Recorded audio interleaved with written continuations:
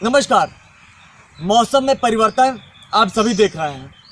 लगातार पिछले कुछ सालों में बारिश के पैटर्न में हमने बड़ा बदलाव देखा। मॉनसून सही समय पर हमारे बीच में नहीं पहुंच रहा है। 2022 में हमने देखा कि अक्टूबर में भयानक बारिश हुई। पाकिस्तान में इसके कारण भारी बाढ़ आई। पाकिस्तान की अर्थव्यवस्था चौपट हो गई।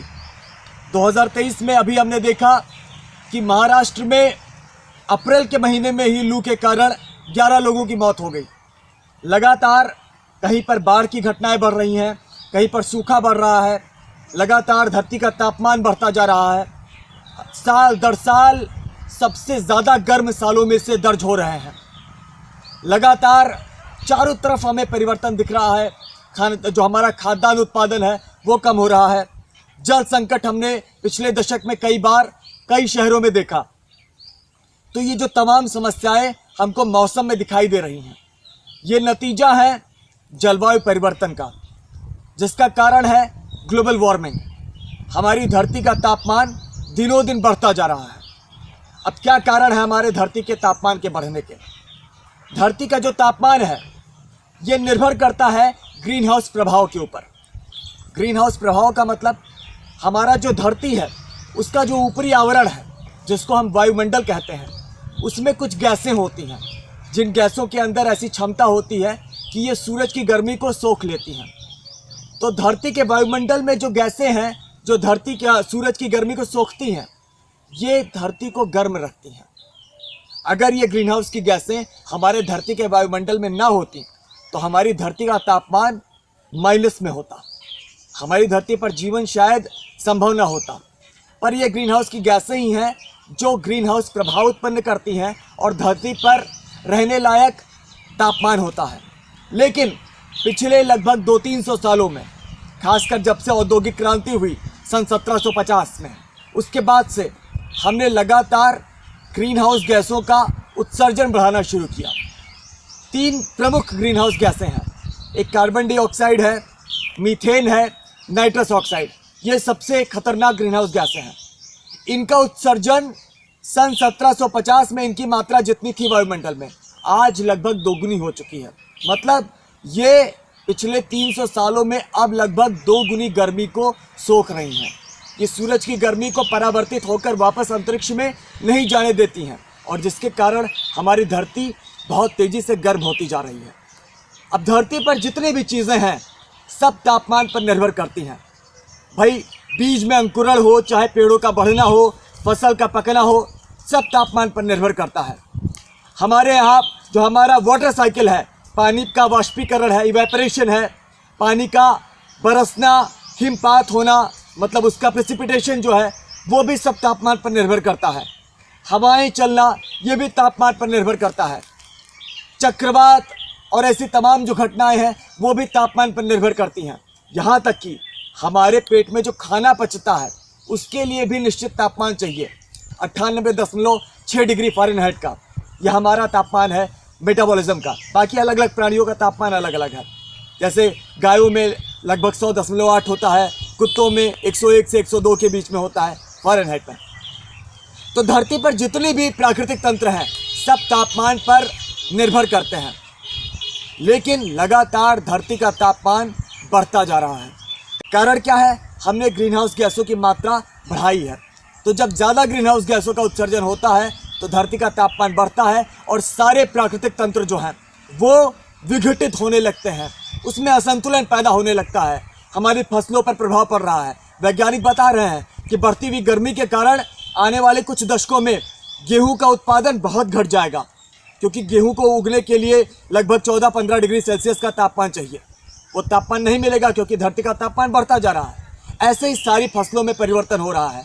असमय बारिश होने के कारण बहुत सारा हमारा खाद्यान्न संकट उत्पन्न हो रहा है। अब इन गैसों का उत्सर्जन कहाँ से हो रहा है? बात करें कार्बन डाइऑक्साइड की, तो कार्बन डाइऑक्साइड के उत्सर्जन के बहुत सारे कारण हैं। 2 बड़े कारण हैं उसमें से। एक, जीवाश्म ईंधनों का जलाया जाना, कोयले का, पेट्रोलियम का जलाया जाना। इसके कारण भारी मात्रा में कार्बन डाइऑक्साइड का उत्सर्जन होता है। कोयला सबसे ज़्यादा हम जलाते हैं बिजली बनाने के लिए। अधिकतर हमारी जो बिजली भारत में बनती है वो कोयले वाले ताप विद्युत संयंत्रों में बनती है। कोयला जलाते हैं, पानी को खौला कर टरबाइन से गुजारा जाता है भाप को और बिजली बनती है। दूसरा जो पेट्रोलियम है उसका इस्तेमाल यातायात में होता है। तो ये एक बड़ा कारण है कार्बन डाइऑक्साइड के उत्सर्जन का। दूसरा जो बड़ा कारण है वो है जंगलों की कटाई। और जंगलों की कटाई का जो सबसे बड़ा कारण है धरती पर वो है बढ़ता हुआ कृषि का विस्तार। और कृषि का विस्तार क्यों बढ़ रहा है? संयुक्त राष्ट्र के फूड एंड एग्रीकल्चर ऑर्गेनाइजेशन के मुताबिक अपनी धरती पर कुल धरती के जमीनी हिस्से का लगभग 40% हिस्सा आज हम खेती में इस्तेमाल कर रहे हैं। और खेती योग्य जो ज़मीनें हैं उसका लगभग 70% हिस्सा हम लोग आज पशुपालन में इस्तेमाल कर रहे हैं। मांस, दूध, अंडा इनके उत्पादन में कुल कृषि भूमि का 70% से ज़्यादा।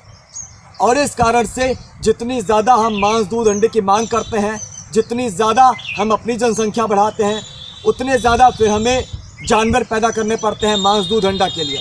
और उन जानवरों के लिए उतनी ज़्यादा हमें खेती करनी पड़ती है। गाय, भैंस, सूअर जैसे जानवर हमसे कहीं ज़्यादा खाना खाते हैं। और धरती पर आज जितना हम खाना उगा रहे हैं उसका अधिकांश खाना हम खिला रहे हैं किसको? जानवरों को। अगर हम अनाज की बात करें तो जो अग्रणी फसलें हैं, जो सबसे ज़्यादा उत्पादन जिनका होता है धरती पर, उसमें सबसे ज़्यादा मक्का है, चावल है, गेहूं है, सोयाबीन है।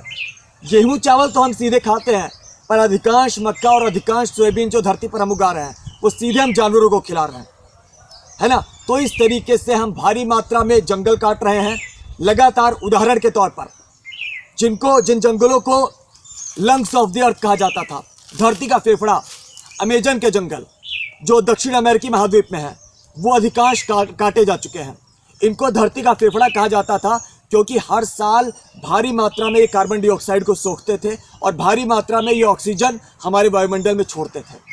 तो ये फेफड़े की तरह काम करते थे धरती के। लेकिन आज वैज्ञानिक बता रहे हैं कि ये फेफड़े खराब हो चुके हैं। इस समय ये अमेजन के जंगल जितनी कार्बन डाइऑक्साइड सोख रहे हैं उससे ज़्यादा कार्बन डाइऑक्साइड ये हमारे वायुमंडल में इमिट कर रहे हैं। कारण क्या है? बड़े पैमाने पर अमेजन के जंगल काटे गए हैं। अमेजन के जंगलों को काट कर वहाँ पर बड़े बड़े फार्म बनाए गए हैं गाय के, सूअर के। बड़े पैमाने पर वहाँ मक्का और सोयाबीन उगाकर उन गायों को, सूअरों को खिला रहे हैं। उसके बाद उनका मांस, उनके डेयरी के उत्पाद वो यूरोप में, नॉर्थ अमेरिका में और दूसरे देशों में एक्सपोर्ट कर रहे हैं। ब्राज़ील में अधिकांश हिस्सा पड़ता है अमेजन का और ब्राज़ील आज दुनिया का नंबर 1 बीफ निर्यातक है। इसी कारण तो वो जंगल जो जैव विविधता में सबसे ज़्यादा अहम थे, जो लंग्स ऑफ द अर्थ कहलाते थे, वो काटे गए। क्यों? पशुपालन, मांस, दूध, अंडा की मांग के कारण। दूसरी जो बड़ी ग्रीन हाउस गैस है मीथेन। मीथेन कार्बन डाइऑक्साइड से लगभग 25 गुना ज़्यादा शक्तिशाली है सूरज की गर्मी सोखने में। मतलब मीथेन का एक अणु जितनी गर्मी सोखता है उतने कार्बन डाइऑक्साइड के 25 अणु मिलकर सोखते हैं। इसके उत्सर्जन के भी 2 बड़े मानवजनित कारण हैं। एक जो बड़ा मानवजनित कारण है वो है पशुपालन, खासकर जो हरा चारा खाने वाले जानवर हैं, गाय, भैंस, भेड़, बकरी।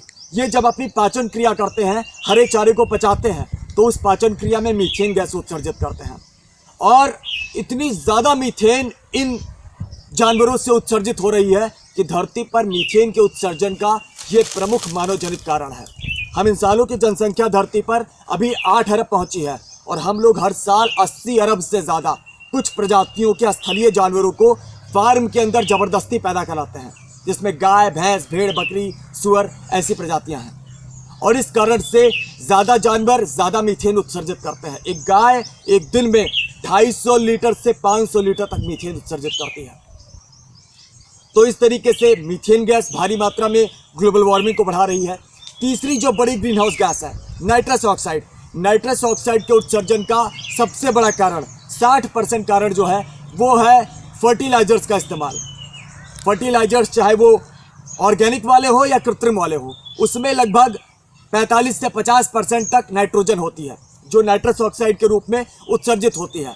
और नाइट्रस ऑक्साइड करीब 300 गुना ज़्यादा शक्तिशाली है कार्बन डाइऑक्साइड की तुलना में सूरज की गर्मी सोखने में। तो ये गैस और ज़्यादा ग्लोबल वार्मिंग बढ़ाती है। तो इस तरीके से हम धरती पर carbon dioxide, methane, nitrous oxide इनका भारी मात्रा में उत्सर्जन कर रहे हैं और इस कारण से बड़ी तेज़ी से धरती का तापमान बढ़ता जा रहा है, धरती के जलवायु में परिवर्तन हो रहा है, मौसम बिगड़ रहा है और हमारे ग्लेशियर्स पिघल रहे हैं, ध्रुवीय बर्फ पिघल रही है, समुद्र का जल स्तर बढ़ रहा है, लगातार चक्रवात बढ़ते जा रहे हैं, बाढ़ की सूखा की घटनाएं बढ़ रही है, लू की घटनाएं बढ़ रही है, अनाज का उत्पादन घट रहा है, पानी की समस्या आ रही है। ऐसी अनगिनत समस्याएं आ रही हैं। साथ ही बढ़ती हुई गर्मी और जलवायु में परिवर्तन को जो ये पशु पक्षी हैं, पेड़ पौधे हैं, ये अडाप्ट नहीं कर पा रहे हैं। ये परिवर्तन इतनी तेजी से हो रहा है कि पशु पक्षी उसके अनुसार खुद को बदल नहीं पा रहे हैं और उनकी प्रजातियां विलुप्त होती जा रही हैं। इस कारण से बड़ी तेजी से धरती से प्रजातियां जीवों की विलुप्त हो रही हैं। हर 10 मिनट में एक प्रजाति फ्लोरा की या फौना की, मतलब जीवों की, विलुप्त हो रही है धरती से। तो हमें धरती के बढ़ते हुए तापमान को रोकना होगा, अन्यथा हम लोग वैज्ञानिक बता रहे हैं कि जलवायु और जैव विविधता के आपातकालीन दौर में पहुंच चुके हैं। वैज्ञानिक बता रहे हैं कि अगर हमने अभी बड़े कदम नहीं उठाए तो हमारी धरती पर बड़ी तबाही कोई नहीं रोक पाएगा। हमारी प्रजाति के साथ लाखों प्रजातियां विलुप्त हो जाएंगी। वैज्ञानिक बता रहे हैं कि सन 2050 तक धरती से 10 लाख प्रजातियां विलुप्त हो जाएंगी। हम लोग 6वें बड़े विलुप्तीकरण के दौर में पहुंच चुके हैं। कारण क्या है? लगातार हम जंगल काटते जा रहे हैं, लगातार हम पोल्यूशन करते जा रहे हैं, ग्रीन हाउस गैस एमिशन करते जा रहे हैं और लगातार सब कुछ खत्म होता जा रहा है। अब हम क्या करें कि इन गैसों का उत्सर्जन ना हो? कार्बन डाइऑक्साइड के उत्सर्जन को रोकने के लिए, जंगलों की कटाई को रोकने के लिए हम जीवाश्म ईंधनों का कम से कम प्रयोग करें, बिजली का कम से कम प्रयोग करें। यातायात में हम कोशिश करें कि हम एक आदमी जा रहा है तो कार इस्तेमाल ना करें, ज़्यादा से ज़्यादा सार्वजनिक यातायात का इस्तेमाल करें। जब 2 लोग जा रहे हों तभी बाइक का इस्तेमाल करें। आसपास जाने के लिए साइकिल का ही इस्तेमाल करें। इसके साथ ही साथ जंगलों की कटाई ना हो। लगातार जो ये तमाम पशु हैं, गाय भैंस भेड़ बकरी, हर नन्हे पौधे को चरते रहते हैं, उनको पेड़ बनने ही नहीं देते हैं, अत्यधिक चारण की समस्या पैदा करते हैं। तो हम लोग गाय भैंस भेड़ बकरी की जनसंख्या न बढ़ाएं और उसके लिए हम दूध मांस अंडा की मांग बंद करें, तभी उनकी जनसंख्या रुकेगी और तभी अतिचारण की समस्या, मीथेन उत्सर्जन की समस्या, जंगलों की कटाई की समस्या रुकेगी। अगर हम खेती कर रहे हैं तो हम मक्का का उत्पादन ना करें। मक्का हम लोग खाते नहीं हैं, सारा का सारा जाता है पोल्ट्री फीड, फिश फीड, पशु आहार बनाने में। हम लोग अपने खाने के लिए पोषक पदार्थ उगाएं, जंगलों को ना काटें, अपने बाग बगीचों को ना काटें, ज़्यादा पेड़ लगाएं। मीथेन गैस का उत्सर्जन रोकने के लिए हम लोग पहले तो मांस दूध अंडा का मछली का इनका डिमांड हम बंद करें, तो इस तरीके से मीथेन गैस का उत्सर्जन रुकेगा। तीसरा, नाइट्रस ऑक्साइड का उत्सर्जन रुके, उसके लिए हम लोग खेती ज़्यादा से ज़्यादा ना करें, कम से कम खेती करें, कम से कम जगह में अपने खाने लायक, अपने इस्तेमाल लायक ज़्यादा से ज़्यादा चीज़ें उगाएं, नए बाग को ना काटें। जब खेती ज़्यादा नहीं होगी तो फर्टिलाइजर्स का ज़्यादा यूज़ नहीं होगा, तो नाइट्रस ऑक्साइड का एमिशन भी ज़्यादा नहीं होगा। ऐसे कदम बढ़ाकर हम लोग गर्मी को रोक सकते हैं। साथ ही साथ जो बाज़ार हैं, बाज़ार पर अपनी निर्भरता कम से कम करें, एक मिनिमलिस्ट लाइफ जिएं। कहते हैं ना, सादा जीवन उच्च विचार है जीवन के 2 आधार। जितनी चीज़ें बाजार में हैं, जब भी हम उनकी मांग करते हैं, उनको खरीदते हैं, तो उनके उत्पादन के लिए, उनके रॉ मटेरियल को प्राप्त करने के लिए भारी मात्रा में प्रकृति का विनाश होता है, प्रदूषण होता है। तो अगर हम कम से कम अपनी ज़रूरतें रखेंगे तो कम से कम हम प्रकृति का दोहन करेंगे और कम से कम ये समस्याएं पैदा होंगी। तो अपनी ज़रूरतों को कम से कम करें, ज़्यादा से ज़्यादा किसी भी चीज़ का बार बार इस्तेमाल करें, अधिकतम इस्तेमाल करें, रीयूज़ करें, सेकेंड हैंड चीज़ों का इस्तेमाल करें, नई चीज़ें कम से कम खरीदें, इलेक्ट्रॉनिक वेस्ट कम से कम पैदा करें, पॉलीथीन, सिंगल यूज़ प्लास्टिक का इस्तेमाल बिल्कुल बंद कर दें। ऐसे तमाम कदम बढ़ाकर हम लोग जलवायु परिवर्तन को, ग्लोबल वार्मिंग को रोक सकते हैं। और अगर हमने आने वाले 2, 4, 5 सालों में बड़े कदम नहीं उठाए तो स्थिति हमारे बस के बाहर निकल जाएगी, फिर कोई तबाही नहीं रुक पाएगा। तो आपसे विनम्र निवेदन है कि जो तमाम घटनाएं आसपास होती हैं, बाढ़, सूखा, लू, चक्रवात, इसको ईश्वर की मर्जी मत मानिए। यह हमारे कर्मों का कारण है, हमारे कर्मों का फल है। तो अपने कर्म को सही करना बहुत ज़रूरी है। आइए धरती का सम्मान करें, इन तमाम चीज़ों पर नियंत्रण लाएं, धरती को बचाएं। धन्यवाद।